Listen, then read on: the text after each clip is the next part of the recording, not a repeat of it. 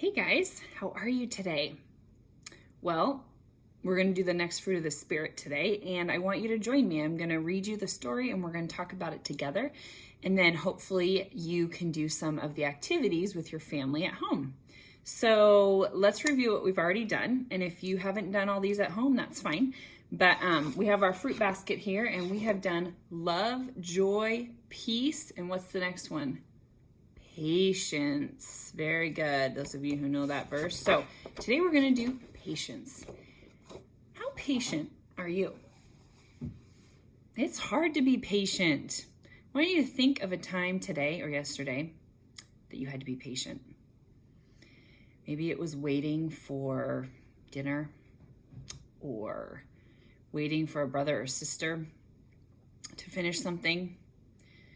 Maybe it was waiting to watch a TV show, or for your mom to help you with something. Were you waiting patiently and cheerfully, or were you frustrated and mad and upset about it? It's hard to be patient. Even adults have a hard time being patient. So today I want to talk about that and how we can be more patient, because it is a fruit of the Spirit, and with God's help, we can not only be patient, but we can wait cheerfully. Cheerfully, that means happily, joyfully. Have you been waiting and being patient cheerfully lately? So the definition for patience is waiting with a cheerful and calm heart. It is being able to wait to do things instead of doing what I want to do right now. Patience is giving grace to others, even people that aren't easy to get along with, and loving them even when they make mistakes. Ephesians 4:2 says, always be humble and gentle. Be patient with each other, making allowance for each other's faults because of your love. So today's story that we're going to read is of Abraham and Sarah, and we're going to read it out of the Jesus Storybook Bible. So if you have this Bible at home, why don't you pause this video and go grab it, and you can follow along with us. If you don't have this Bible, then just pay attention, and then maybe after the video's over, you can go get your Bible and see if you can find the same story in there, okay? So the story of Abraham is in Genesis, which is the very first book in the Bible, and the story that we're reading today comes from Genesis 12 through 21. It is on page 56 if you're in the Jesus Storybook Bible, and it actually comes right after Noah's Ark and the Tower of Babel, when the people were pretty evil. God actually wiped them all out in Noah's Ark because they were so evil. So the first part of this story kind of talks about that. So I'm going to read this to you, and I want you to think about how this story shows patience. Years passed, and things didn't get any better. People were still just as cruel and mean to one another.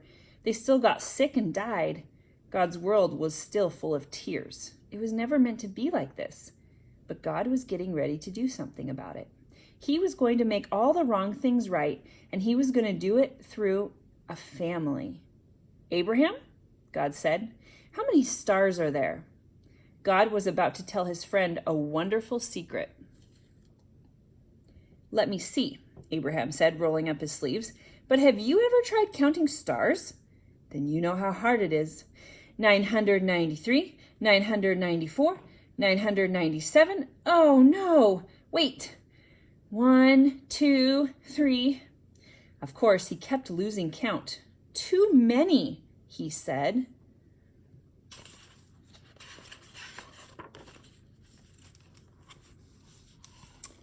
Guess what? God laughed. I will give you so many children and grandchildren and great-grandchildren, you won't be able to count them either. Abraham couldn't help giggling at such a wonderful idea, but he stopped himself. How could he have a family? Don't be silly. He didn't have any children, let alone grandchildren. He wiped away a tear. Anyway, it was far too late for him to start having babies at his age. He was 99 years old. What could God mean? Abraham, God said, believe me. And then God told Abraham his secret rescue plan. Abraham, I will make your family very big. God promised, until one day your family will come to number more than even all the stars in the sky. Abraham looked up at the dark night sky, thick with stars. You will be my special family, my people, and through you, everyone on earth will be blessed. It was an incredible promise. God was going to rescue the world through Abraham's family. One of his great-great-great-grandchildren would be the child, the promised one, the rescuer. But it's too wonderful, Abraham said. How can it be true? Is anything too good to be true? God asked. Is anything too wonderful for me? So Abraham trusted what God said more than what his eyes could see, and he believed. Now, when Abraham's wife Sarah heard God's promise, she just laughed to herself. But it wasn't a happy laugh. It had tears in it. She'd always wanted a baby. Could her dream come true? Could she really have a baby when she was 90 years old? No, of course not. Don't be silly. It was far too late. Sarah didn't believe God could do what he promised. She had forgotten that when God says something, it's as good as done. Of course, it was as easy for God to give her a baby son as it was for him to make all the stars in the sky. Sure enough, 9 months later, just as God had promised, Sarah gave birth to a baby boy. They named him Isaac, which means son of laughter. And Sarah laughed, but this time it was a glorious, happy laugh. Her dream had come true. God would do as he promised. He would always look after Abraham's family, his special people. And one day, God would send another baby, a baby promised to a girl who didn't even have a husband. But this baby would bring laughter to the whole world. This baby would be everyone's dream come true. The end. So, did you see some patience in there? Abraham and Sarah had to wait a very long time to have a baby. How many years? Do you remember? 90. 90. A lot of us don't even have grandparents that are that old, but 90 years old, that's old. What is something that you have had to wait a really long time for? Maybe it was a vacation that you were excited about. Maybe it was your birthday. Maybe it was seeing a family member that you hadn't seen for a long time. Sometimes it's hard to be patient with others, but God is always patient with us, and he helps us. He was even patient with Sarah when she didn't believe him. Think about a time when you were patient with someone else. When were you patient with someone else? Maybe it was your brother or sister. Maybe they were trying really hard to do something and it was taking forever, but you were patient. Or maybe you helped them even figure it out. How can God help us when we wait? What are your ideas on that?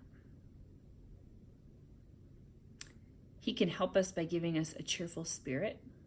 He can help us by reminding us that he's patient with us. And that if we ask for his help, we can be patient too. There's a couple activities this week that you can do with your family to help you be patient. But I want you to think right now of one way that you can be patient and be practicing patience this week. And I want you to try it out, okay? And let me know how it goes, all right?